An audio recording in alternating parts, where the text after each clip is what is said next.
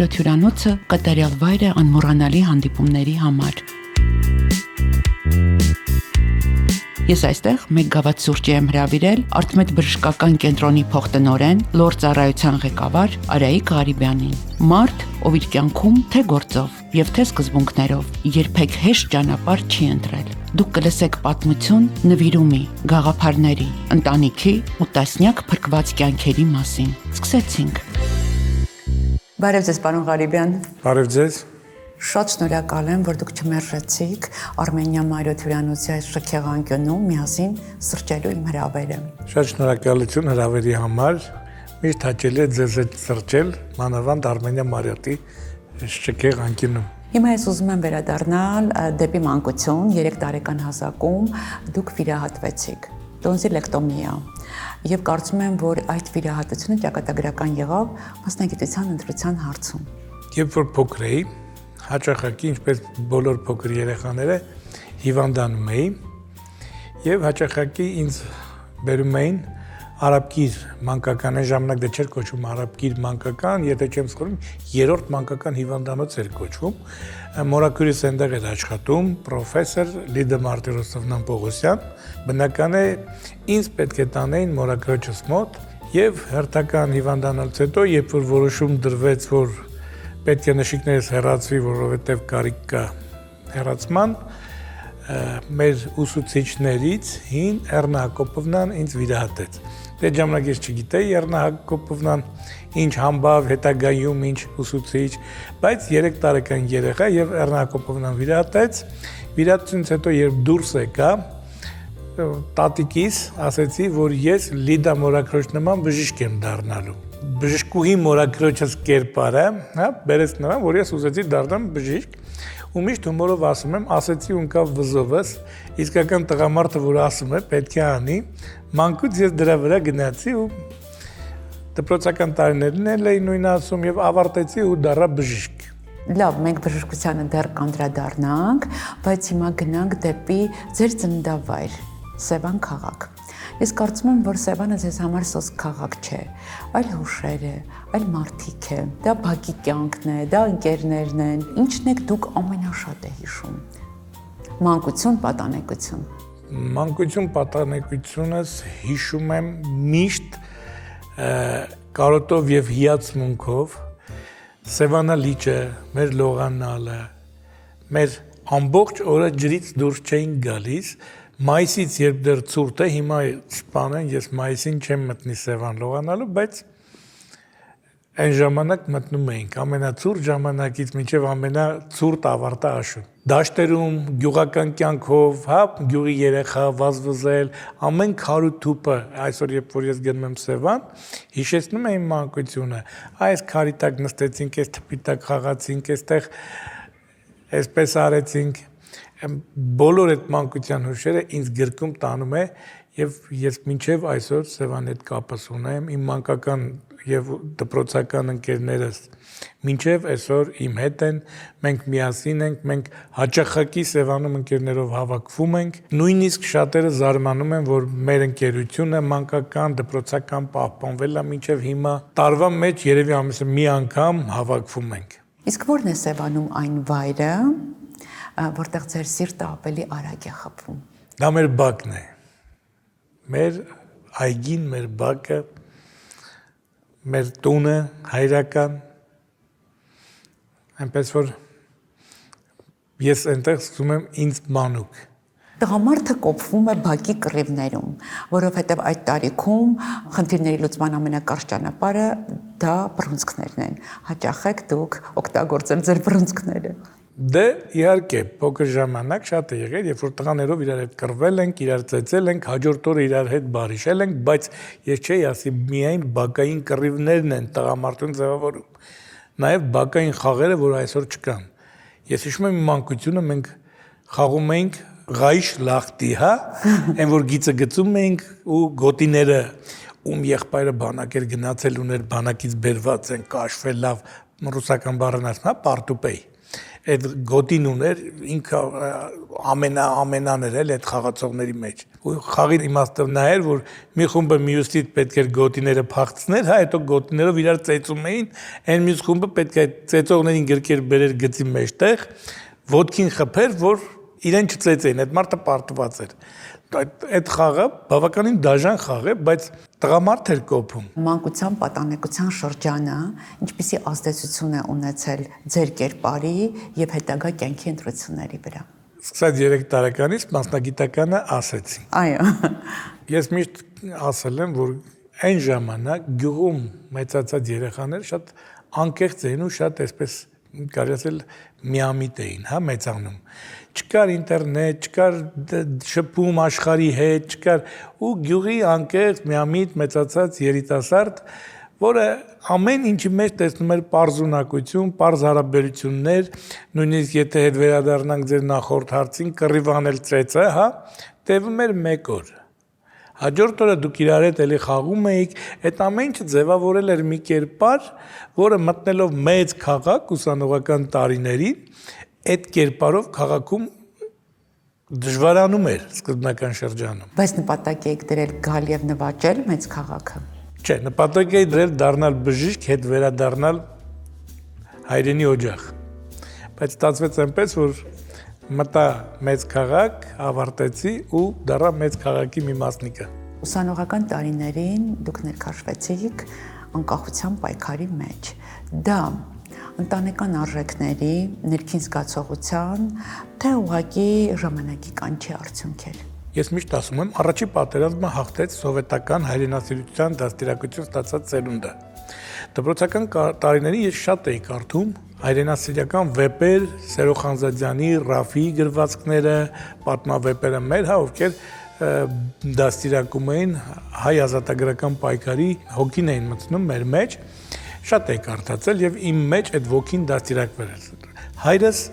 կոմունիստ էր, կոմունիստական կուսակցության հիմնարկի այդ ղեկավարներ, ասում էին պարտկոմներ հիմնարկի, հա, երբ որ սկսեց ազատագրական պայքարը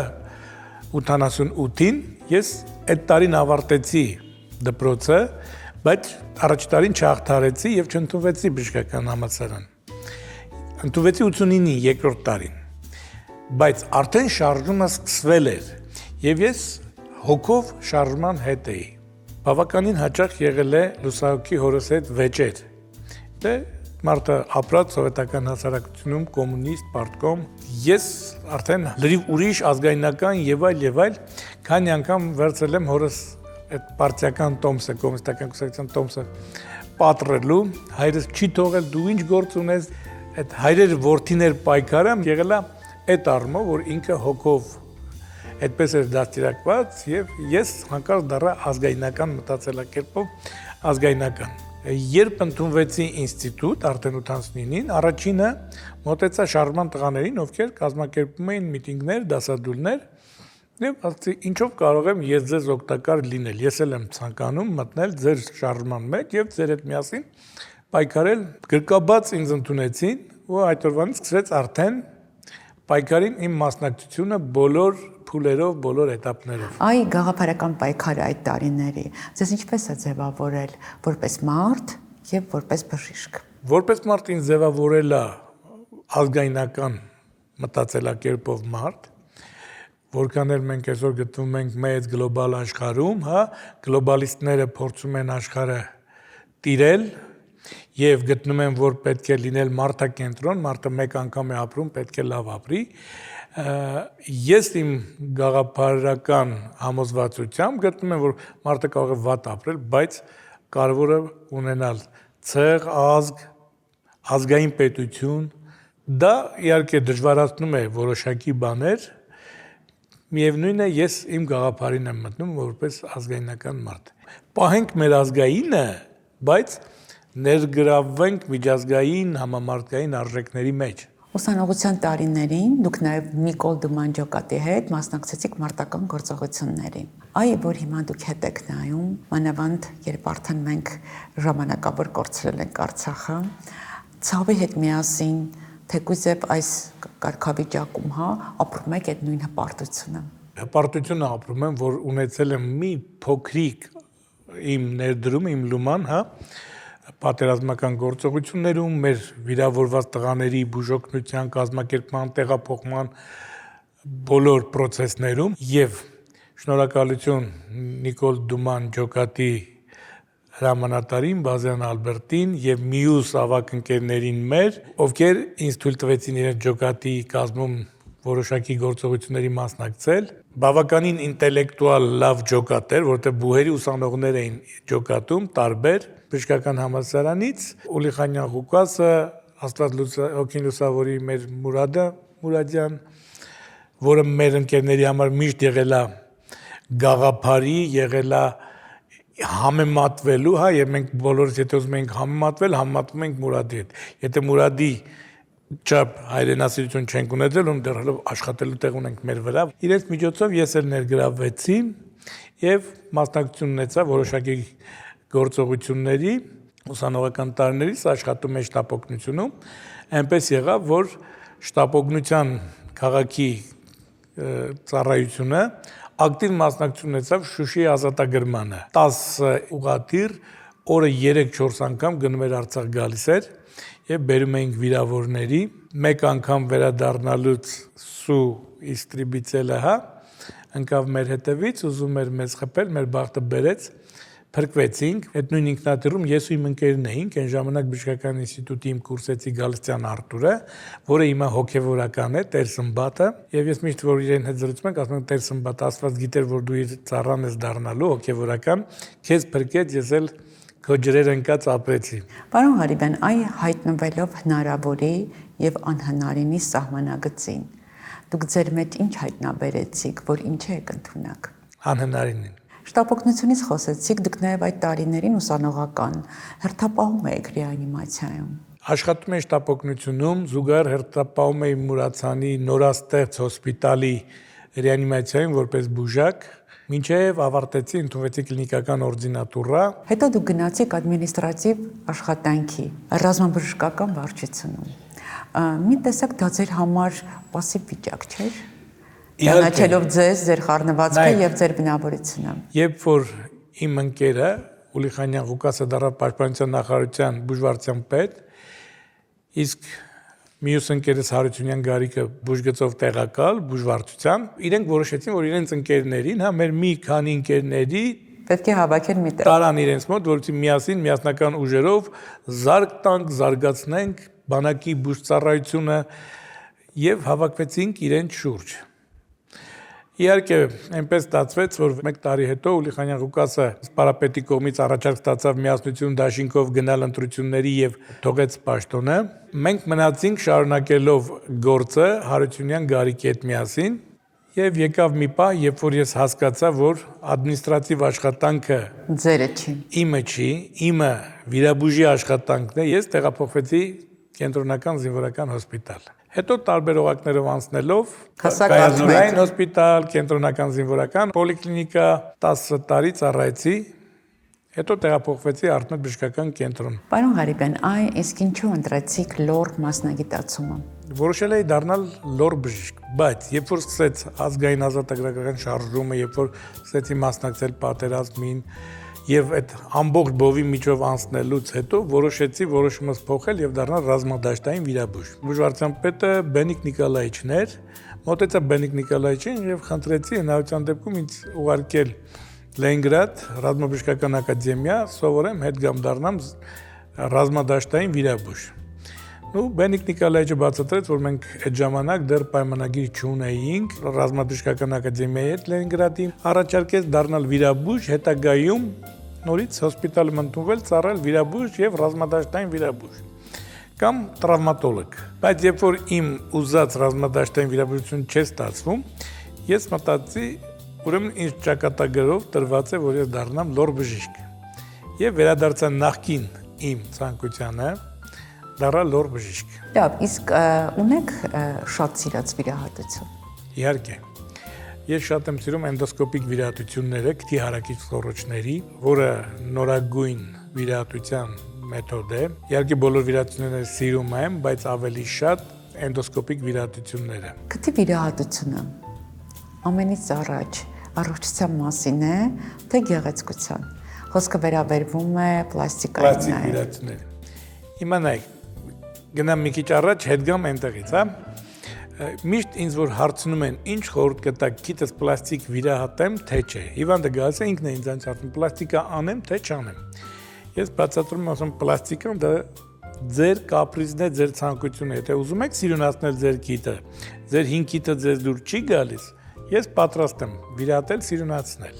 Բայց եթե ձեզ հետաքրքրում է առողջությունը, դա ես ձեզ առաջարկում եմ, որ ձեր մոտ կարիք կա քիթը շնչեցնելու, կարգավորելու, առողջացնելու։ Եվ միշտ օրինակ եմ բերում մեր մեծ դերասան Ֆրունզիկ Մկրտչյանին, ով միշտ ասում էր, ով է ասում իմ քիթն է մեծ, ձերն է փոքր։ Եղել է, որ դուք ձեր պացիենտի մերժեք անտրամաբանական ցանկությունների պատճառով։ Այո, ես հիշում եմ, սրանից մի 6 տարի առաջ մի երիտասարդ մոտեցավ ինձ, մի քիչ էլ խնդիրներ ուներ նաև հոգեկան առումով, եւ ինձ խնդրում էր, որ քիթը վիրահատեմ։ Ասում եմ, բայց ի՞նչը վիրահատենք, էլի ձեր քիթը նորմալ քիթ է։ Չէ, ես մի աղջկա եմ սիրում, ով ինձ չի սիրում։ Հիմա ես մտածում եմ, որ իմ քիթը սիրուն չի, դրա համար ինձ չի սիրում, ես ուզում եմ քիթս վիրահատեմ, որ ինքը ինձ սիրի։ Ես իրեն բացատրում եմ, ասում եմ, գիտեք ինչ, եթե փոխենք ձեզ այդ կթովել չսիրի, այդ աղջիկը, եւ եթե չի սիրում, գնա փնտրի մեկ այլ աղջկա։ Իհարկե ես մերժեցի, որովհետև վաղը միսօր եթե նորից մերժում ստանար այդ աղջկանից, միգուցե գար ասեր դու ճիշտ չես վիրահատել, դրա համար այդ աղջիկը ու անվերջ վիրահատվել, ես չուզեց այդ անվերջ վիրահատությունների շղթայի առաջին մասնիկը սկիզբը ես լինեի։ Եղել է նաև մանկական հասակում, երբ որ նայում ես կամ մեծ հասակում նշիկները, հա, այն վիճակում է, որ կարելի է բուժել չվիրահատել, բայց մարդիկ ասում են, չէ, ես շուտ հիվանդանում եմ, անգինայով պետք ուզում եմ վիրահատվեմ կամ երեխեքին ուզում եմ վիրահատեմ։ Եղել է դեպքեր հրաժարվել եմ, բայց գնացել են ինչ-որ միտեղ վիրահատվել են։ Պետք է բժիշկը միշտ գնա վիրահատության, դա կլինի քթի պլաստիկ վիրահատություն, դա կլինի էնդոսկոպիկ, չգիտեմ, հայմորոտոմիա, ֆրոնտոտոմիա, սինսոտոմիա կամ տոնզիլեկտոմիա նշիկների, հա, բժիշկը պետք է գնա վիրահատության հստակ ցուցումներ դնելով։ Եթե ուղղակի հիվանդի ցանկությամբ կամ գումար աշխատելու ցանկությամբ ուղղորդվելով գնա վիրահատության, դա ճիշտ չի։ Գիտեք, մի քանի անգամ եղել եմ Արտմեդում եւ շատ դժվարությամբ եմ մտել ձեր կաբինետ, որովհետեւ ձեր կաբինետի կողքին անվերջ հերթեր են։ Այդքան հիվանդների մեջ, հա, դուք ժամանակ գտնում եք յուրաքանչյուրի հետ առանձին երկար երկխոսելու։ Փորձում եմ առանձին երկար հետները խոսել, ես ընդհանրապես դիմացինից միշտ աշխատում եմ վերաբերվել այնպես, ինչպես կուզեի ինձ վերաբերվեն։ Նույնիսկ նկատել եք երևի դեպքեր, երբ որ ես հիվանդը նստած իմ սեղանի շուրջ քննարկում ենք, սեղանից հեռու բազմոցի վրա էլի այն տարիքով այո, նկատել եմ։ Հիվանդները նստած են։ Ձեր հիվանդներին, հա, կարող եմ այսպեսի մի խմբավորում տալ, հա, անուն դնել հիվանդներ Արայիկ Ղարիբյանի ամբողջ կյանքի համար, որոնք հետո պետք է իրենց երեխաների ձեռքը բռնած գան, հետո թոռնիկների ու այդպես։ Ձեզ ստացվում է իրենց հետ երկար ընկերություն անել։ Արդեն իմ մոտ գալիս են իմ վիրահատած երեխաները մեծ տարիքում բերում են իրենց երեխաներին։ Այն ծնողները, ովքեր իրենց երեխաներին բերել էին իմ մոտ վիրահատելու, արդեն այդ երեխաներին են բերում, այսինքն տատիկներն ու պապիկները։ Իսկ դուք ինչպես եք կարողանում շահել ձեր հիվանդների վստահությունը։ Ձեզ բոլորը անվերապահորեն վստահում են։ Չգիտեմ։ Իրոք չգիտեմ։ Գիտեմ, որ մարդիկ վստահում են, նույնիսկ մարդիկ խորհուրդ են հարցնում, ենթադրենք այլ հիվանդության հետ կապված իրենց մասնագետը պետք։ Երևի վերաբերմունք, երևի կոչից տված մասնագիտական հմտությունը բերում է նրան, որ իրենք անվերապահորեն վստահում են քեզ։ Իսկ այս հարաբերություններում, հա, բժիշկ-հիվանդ, ի՞նչն է ամենակարևորը բժշկի համար։ Որ դիմացինիդ ընդունես այնպես, ինչպես կուզես քեզ ընդունել։ Հա, դուք դա ասացիք։ Իմ հիվանդները շատ հաճախ են իմ մոտ սուրճ խմում։ Նշիկները հեռացրեցիք, հիմա քիթը, չէ՞։ Հետո աղջկա դες բերելու։ Անպայման։ Չես վախենում։ Տարբեր չես վախենում։ Լավ, դա գնացինք վիրահատության։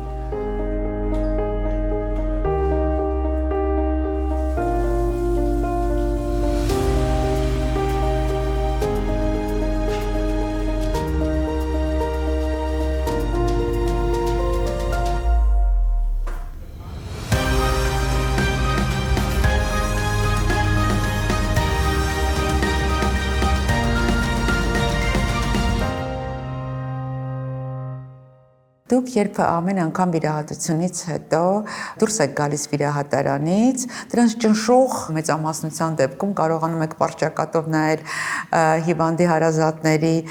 դեմքին եւ ասել վիրահատությունը բարեհաջող է անցել։ Այդ ասելու պահը շատ կարևոր պահ է, չէ՞։ Ինչքան էլ վիրահատությունը քո համար ծանր է, դու ապրում ես այնտեղ հազար մի իրավիճակների միջով ես անցնում, բայց դուրս ես գալի հիվանդի հարազատին հանգիստ ոնց որ թե ոչի բան չի եղել, դե վիրահատեցինք էլի նորմալ է, հա։ Հիվանդատերը չի տեսնում քո ապրումները, ինքը տեսնում է, որ հերթական գործ արեցիր, եկա ասել շատ լավ է։ Բայց ես ինքս իմ մեջ ինձ լավ եմ զգում, որ հաղթանակած եմ դուրս եկել։ Ու պետք չի ցույց տալ այդ հաղթանակելդ։ Պետք չի ցույց տալ, որ դու գիտեք, այսպես էր, այսքան ծանր էր, ես էս արեցի։ Շատ հազվադեպ դեպքեր է լինում, որ ես ասում այս վիրահատությունը ես արեցի։ Բավականին վերջերս նման ծանր մի վիրահատություն, ոչ թե վիրահատությունն էր ծանր, ստանդարտ տոնզիլեկտոմիա էր, բայց հիվանդն էր շատ ծանր խնդիրներով հիվանդ։ Հաղթանակած դուրս եկանք, որովհետև շատ գրագետ համագործակցեցինք երկու հիանալի մասնագետների հետ, մեկը հիվանդի բուժող-բժիշկ կարդիոլոգ Թունյան Լուսինեն եւ մյուսը Արյան փոխներարկման ինստիտուտի հեմոգլոբինի բաժնի ծառայության ղեկավարը Հեղինե Սեյրանովնա, որոնք իմ լավ ընկերներն են, երկուսի օգնությամբ ես հաղթանակած դուրս եկա այդ վիճակից, որտեղ աորտալ փականի փոխարինումից հետո երկարատև արյունը ջրիկացնող պրեպարատ խմած հիվանդին պետք էր վիրահատել այնպես, որպեսզի արյան մակարդելություն իջեցնող դեղորայքը չհանել, բայց վիրահատել։ Արյունացության վտանգը առաջի օրից մինչև վերջի օրը կար։ Բարդագույն վիրահատությունները նախապես ձեր մեջ քննարկում եք։ Միայն իմ մեջ չէ, նաև գոլեգաների հետ, ընկերների հետ, նույնիսկ եթե բարդությունը այլ հիվանդության հետ կապված է, այդ մասնագետների հետ, ես միշտ ասում եմ, ես տեխնիկական աշխատանք եմ կատարում վիրահատության ժամանակ։ Ինձ պետք է օգնի քո սրտաբանը, քո թոքաբանը, քո էնդոկրինոլոգը, քո գաստրոենտերոլոգը, այսինքն բոլոր այն մասնագետները, ովքեր այդ հիվանդը ունի խնդիր ու զբաղվում են, իրենք են ինձ ցույց տալու, որ ես ինչպես մոտենամ հիվանդին։ Եվ ես պետք է գրագետ ձևով ընդունեմ իրենց առաջարկները, համատեղեմ, համակցեմ եւ համեմեմ իմ վիրահատությունը, որպեսզի վերջում հիվանդին առողջ վերադարձնեմ հասարակություն։ Տարիների այս ահռելի փորձից հետո վիրահատարանի դուռը բացելիս նույն հուզմունքը էլի կա։ Ես ամեն առավոտ իմ կաբինետում տեսել եք հայրմերը։ Հայրմերը արտասանում եմ, Աստծուց խնդրում եմ, որպեսզի չվնասեմ, որպեսզի իմ հիվանդներին անփորձանք բարեհաջող առողջացնեմ, վիրահատեմ եւ հետ ուղարկեմ կյանք։ Իսկ ձեր գործի մեջ ավելի շատ համբերությունն է պետք, թե արագ որոշումներ կայացնելու ունակությունը։ Իհարկե համբերությունը դա կյանք է, համբերել, սպասել, հասկանալ, բայց լինում են դեպքեր, որ պետք է արագ կողմնորոշվել ու արագ որոշում կայացնել։ Հիպոկրատին որ երթում եք տալիս, դուք պատկերացնում եք, թե ինչ ծանր եւ պատասխանատու երթում եք տալիս։ Չէ։ Այդ պահին։ Հետո հասկացանք, որ ինչ էր նշանակում Հիպոկրատի երթումը մեր կյանքում։ Այնտեղ մի այսպիսի նախադասություն կա շատ կարևոր՝ հարգիր ուսուցչիդ։ Այ ուսուցիչների դերը ձեր կյանքում։ Միայն բժիշկներն են, որ սեղանի շուրջ տարբեր տոնակատարությունների ժամանակ, եթե բժիշկներով են նստած, խմում են իրենց ուսուցիչների կենացը։ Նույնիսկ ուսուցիչները իրենց ուսուցիչների կենացը չեն խմում։ Հաճիշտ եք ասում, եւ նաեւ խմում եք դուք ալմա մատերի կենացը։ Այո։ Այդ դեպքում թվարկենք, հա, մարդի կանոններ, ովքեր կերտել են ձեր կերպարը, վիրաբուժի կերպարը։ Ուզում եմ առաջինը նշել, որ իմ ուսուցիչը, երբ որ գիտկոկորտական ջաբանության ԱԲԳԴ-ն սովորեցրեց, երբ որ 4 կուրսում գնացինք դասի, դա պրոֆեսոր Շուկուրյան Կիմ Հայկվիչն էր, որին ես շատ եմ սիրում։ Մի անգամ դեռ ուսանող եմ, իր ամբիոնում դասի եմ եւ վերելակում, երբ որ Արտուր Կիմիչը եկել էր Կիմ Հայկվիչի մոտ, ասաց Արտուր Կիմիչ, Արայք իմ լավագույն ուսանողներից է։ Եթե կորոշի դառնալ գիտկոկորտի բժիշկ, իսկ այդ ժամանակ որոշում կար դառնալու։ Ես այսօրվանից իրեն համար միջնորդում եմ, որ դու ձեր ճանապարհները որտեղ կխաչվեն, Արայքին կօգնես։ Ինչ սիրուն է ձեզ ներկայացրել։ Եվ երբ որ ես տեխնացուականս պաշտպանելու ժամանակ գնացի մոտեցա Արտուր Կիմիչին, ասի ես ուզում եմ իմ տեխնացուականի ղեկավարը դուք լինեք,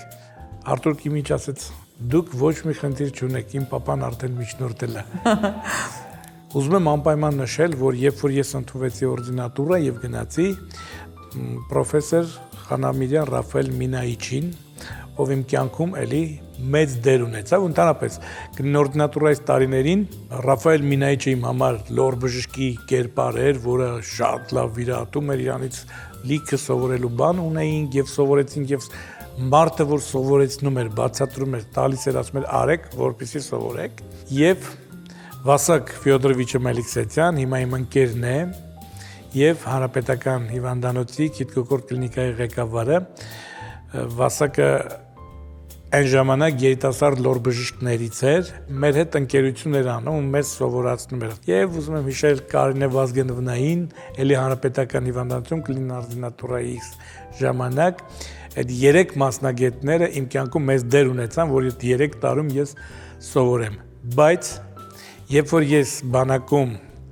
ադմինիստրատիվ գործից հրաժարվեցի եւ գնացի հոսպիտալ, այնտեղ իմ համար մեծ դերակատարում ունեցան նաեւ Գևորգյան Ստեփան Օգանեսիչը եւ լուսահոգի Մարիկա Սուրենովնան։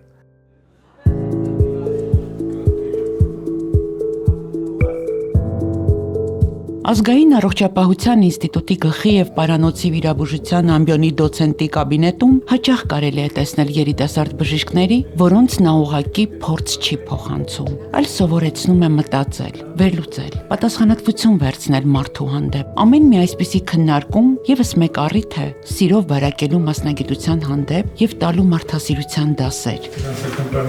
Երիտասարդների աչքերում Արայիկ Ղարիբյանը պարզապես բժիշկ չէ, այլ օրինակ, սովորեցնող ով վստահություն ներշնչող, նա էլ ուսուցիչ է, սրտով, փորձով ու ամեն հարցի պատասխանին հավատով, որ նոր սերունդը պիտի իրենից ուժեղ լինի։ Լավ բժիշկ լինելու համար բարձր մասնագիտական գիտելիքները բավարար են։ Նաև պետք է լավ մարդ լինել։ Դուք տարիներ առաջ ադմինիստրատիվ աշխատանքից կարելի է ասել փախակ։ Բայց այսօր դուք ինչպես եք կարողանում համատեղել վիրաբույժի եւ Արտմեդ բժշկական կենտրոնի փոխտնօրենի պաշտոնը։ Մենք ճակատագրից չես փախնի։ Երբ ես այն ժամանակ բուժվարությունում փախագնացի հոսպիտալ, որպեսզի կլինիցիստ դառնամ, եւ շնորհակալություն իմ ուսուցիչներին, որ դառա կլինիցիստ, հետո երբ որ զորացրվեցի եկա Արտմեդ բժշկական կենտրոն, 20 թվին COVID-ը նոր էր սկսել, տնօրենի կողմից առաջարկ ստացա որպես բուժական գծով փոխտնօրեն աշխատեմ եւ համատեղեմ իմ մասնագիտության հետ։ Իհարկե առաջի պայմանս եղավ, որ եթե իմ մասնագիտական գործունեությանը չի խանգարի, ես համաձայնեմ գիշեր ցերեկ մնալ հիվանդանոցում եւ աշխատել Արտմեդի համար որպես փոխտնօրեն։ Շնորհակալություն Արտուր Երջանիկովիչին, իմ տնօրենին, հիմա հիմնադիր տնօրենն է եւ իր որդուն Հայկ Արտուրիչին, որը տնօրենում է իմ հիվանդանոցը, ովքեր ինձ տվել են լիակատար հնարավորություն առաջինը կլինիկական գործը, հետո նոր բուժական գործի կազմակերպչական մասը ընդհանուր Արտմեդի մեծ ծավալով։ Պարգևներ, կոչումներ, դրանց պակասը դուք չունեք, դուք ստացել եք բժշկի համար ամենակարևոր պարգևները եւ ես կարծում եմ, որ դա ձեր պարագայում միայն ու միայն պարտավորեցնում է։ Իհարկե պարտավորեցնող են, որովհետեւ պարգևները դա ինքնանպատակ չէ։ Ես ավելի շատ հպարտանում եմ իմ զինվորական տարիների շնորհակալագրերով, պատվոգրերով, մեդալներով, որոնք ստացել եմ պաշտպանության տարբեր նախարարների կողմից։ Ամենաթանկերը դրանք են։ Այո։ Եվ իհարկե բժշկական բնագավառում աշխատանք հետ կապված տարբեր մրցանակաբաշխություններ, դրանով ես ոչ թե հպարտանում եմ կամ ինչ որ ուզում եմ ասել, որ բան, դրանով դակարակ ես ամեն անգամ ասում եմ նայր, քեզ մարդիկ գիտեն այսպես, այնպես չանես, որ հետո քեզանից հիասթափվեն։ Ձեր օրը սկսվում է վաղ առավոտյան աշխատանքային եւ ավարտվում երեկոյան 8-ին, 9-ին, գուցե եւ ավելի ուշ։ Այդքան գեր ծանրաբեռնված, լարված աշխատանքային օրից հետո ստացվում է, որ դուք ձեր ամբողջ հոգսը, խնդիրները օրվա մեջ ծագած թողնեք ձեր կաբինետում, դուռը փակեք եւ գնաք ձեր տանդուրը բացեք շատ հանգիստ։ Եվ ընտանիքին չծանրաբեռնեք, հա, օրվա առաջին կեսի խնդիրներով։ Աշխատանքի մեջ դժում է հիմնականում ընտանիքը։ Ուղղակի իմ ընտանիքում համակերպվել են իմ աշխատանքի նվիրվածության հետ եւ արդեն չեն նայում ես գիշերը որ ժամին եկա տուն։ Իսկ այդ 24/7 ռեժիմով աշխատելը ծանր չէ՞։ Թե արդեն սովորել եք։ Բայց սովորել ենք։ Լինում են դեպքեր, երբ որ առավոտյան արթնանում եմ հոգնած։ Այսինքն չեմ հասցրել լիարժեք հանգստանալ։ Իսկ այն քիչ ազատ ժամանակը, որ դուք ունենում եք, այսօր մեր հետ եք, ընդհանրապես որտեղ եք անցկացնում։ Փորձում եմ ընտանիքից եւ ընկերներից միջավայրում։ Բայց շատ ուշուշ է ստացվում։ Էլի տուժում է ընտանիքը, որտեղ ընկերների հետ հարմարեցնում եք, դուրս եք գալիս ինչ-որ միտեղ նստում եք, հա։ Հետո նոր ուշ գնում տուն, բայց իհարկե փորձում եմ գտնել նաեւ ժամանակ ընտանիքի հետ եւ ամենալավը դա ստացվում է այն 10 օրը կամ 15 օրը, երբ որ ընտանիքի հետ երկրից դուրս են գալի։ Եթե ես Հայաստանում եմ, նույնիսկ ցանկացած շրջանում հանգստանամ, կարող է ես այդ 10 օրվա մեջ 3 անգամ 2 օրով կամ Երևան հետ գնամ։ Ձեր որդին չընտրեց ձեր ճանապարհը, բայց ձեր դուստրը ընտրեց։ Եվ ես կարծում եմ, որ դուք երկուսին էլ իրենց որոշումների մեջ ազատ եք թողել։ Ես չեմ բռնացել իրենց որոշման վրա, նույնիսկ չեմ փորձել թելադրել, եւ տղաս որոշեց դառնալ իրավաբան եւ այսօր իրավաբանական համակարգում բավականին բարձր պաշտոնների է հասել։ Հա, փայլուն իրավաբան է ձեր որդին։ Այո, տաղանդավոր իրավաբան, տաղանդավոր տղա ունեմ։ Իսկ աղջիկս շատ գեղեցիկ ու շատ տաղանդավոր աղջիկ է, իմ թագուհին է եւ որոշեց դառնալ բժշկուհի, զբաղվել ավելի շատ ֆունկցիոնալ դիագնոստիկայով, քան լինել կլինիցիստ։ Հիմա ռադիոլոգիայի ամբիոնում սովորում է, ինչ կընտրի, նա էլ կաշխատի։ Չեք նեղվել, չէ՞, որ ձեր նեղ մասնագիտական ճանապարհը չի բռնել։ Գիտեք, վիրաբույժի, չեմ նեղվել, որովհետեւ վիրաբույժի կյանքը կնոջ համար դժվար է եւ կարելի ասել դաժե ուրախացել եմ, որ գիշերներ, արյունահոսություն, ծանր հիվանդներ, վազել գնալ, տանը երեխան մոր համար ջերմում է 39 աշճան, հիվանդանից զանգում են, հիվանդը ջերմում է 39 աշճան։ Հիմա մայրը եւ բժիշկը որը կհաղթի։ Աղջիկս այդ ընտրության հնարավորությունը չի ունենա, շատ լավ է։ Ամենակարևոր արժեքները, որ փոխանցել եք ձեր զավակներին։ Ընտանիքի եւ ընկերների հանդեպ սերը, հայրենիքի հանդեպ սերը։ Գիտեմ, որ ունեք խմիչքների շատ մեծ հավաքածու։ Այ ինչպես սկսվեց այդ հոբին։ Գիտեք, բժիշկների մեջ այս մի հատ հումորով խոսք կա, որ այն բժիշկը, որը խմիչք է առնում, ուրեմն բժիշկ չէ։ Այսինքն այնքան են մեզ նվիրում խմիչքներ, որ տարիների ընթացքում կուտակվում է։ Երբ որ կուտակվեց եւ այնքան շատ են, ես էլ այնպես չի որ չեմ խմում, բայց այդքան որ խմեմ, այն հարբեցողները չեն կարող այդքան խմեն, ինչքան որ խմիչք կուտակվում է քո տանը։ Եվ հետո որոշեցի ունենալ գինու մառանը, որը ունեմ, եւ սարքեցի այնտեղ իմ խմիչքների հավաքածուների համար տարբեր տեսակի այսպես դարակներ, գինների համար առանձին, մնացած խմիչքների համար առանձին, հա, ու ստացվեց այն ինչ որ կար ու դառավ դա հոբի։ Եվ հիմա լինում է դեպքեր, երբ որ ես խմիչք առնում եմ, եթե մի բան տեսնում եմ ու գիտեմ իմ մառանում չկա, ես առնում եմ։ Դա պետք է լինի մառանում։ Կոնյակ, վիսկի թե գինի։ Բոլոր խմիչքներն էլ լավն են։ Ես դժվարությամբ եմ խմում վիսկի։ Գինի սկսեցի սիրել, երբ որ ունեցա գինու մառանը եւ սկսեցի ստացած իմ գինիները գյուղերից բերված տնական պատրաստված գինիները սկսեցի շշալացնել եւ ունեմ հատուկ իմ ձեռքով պատրաստված պիտակը, որի վրա գրել եմ հայու գինի, ոչ թե հայի գինի, հոլովումը փոխել եմ։ Այսինքն հոբի լուրջ գործի եք վերածել։ Այո, ունեմ հատուկ գինու այդ խցանի փակելու եւ այլ բոլոր այդտեղ սարքերը ունեմ ու փակում եմ, դնում եմ, դասավորում եմ, դարակները կարգավորում եմ, երբ որ չի հերիքում նոր դարակաշարեր եմ սարքում, գինների համար, կոնյակների համար, վիսկիների, բոլոր տեսակի խմիչքները սա դարակավորված, տեսակավորված իմ մոտ կա։ Իսկ այդ բոլորի մեջ կա մի շիշ, որը ամենաարժեքավորն է ձեր համար եւ ունի ինչ-որ պատմություն։ Իմ ընկերը սուտակ գինիներն է արտադրել է limited edition, հա, 707 շիշ է եղել, 700-ը գնացել է Ֆրանսիա, 7 շիշը մնացել է Հայաստանում, իր ստորագրությամբ դա նվիրել է 7 ընկերների, որից մեկը ինձ, եւ բոլորիս ասել է, որ կգա մի ժամանակ ես ձեզ $5,000 կտամ, որ այդ շշերը հետ առնեմ, եւ մենք մեր ընկերներով իրեն ասել ենք, կլինի այդ $7,000 մենք քեզ տանք, բայց դու այդ թողես մնա մեր մոտ չտանես։ Դա իմ շարքում եղած խմիչքներից ամենան է, որովհետեւ դա եզակի օրինակ է, դրանից չկա։ Այս երեկոյի ընթացքում դուք ինքան շատ ասացիք ընկերներ բառը եւ երբ ասում եք ու պատմում եք, ձեր աչքերը փայլում էին, ես հասկացա, որ ընկեր հասկացությունը շատ լուրջ արժեք է ձեր համար։ Իհարկե։ Ես կարելի ասել 24 ժամվա ընկեր եմ։ Գիշերվա ցանկացած ժամի, եթե ընկերներս իմ կարիք ունենան, իրենց կողքին եմ։ Միգուցե իրենց ուրախություններին չհասցնեմ գնալ, բայց իրենց տխրություններին ես պարտադիր գիշեր-ցերեկ իրենց կողքին եմ եւ իրենց խնդիրների ժամանակ։ Մենք այս երեկոյի ընթացքում կարծես թե չխոսեցինք մի շատ կարևոր մարդու մասին, ով կարծում եմ, որ շատ լուրջ դերակատարում է ունեցել ձեր կյանքում, դա ձեր կինն է։ Ես կարծում եմ, որ ձեր բոլոր հաջողությունների հետևում կան իր մատնահետքերը։ Կինս ուսուցչուհի է, մանկավար։ Եվ ամբողջ կյանքը դպրոցում իրեն աշակերտներին սովորեցնելուց հետո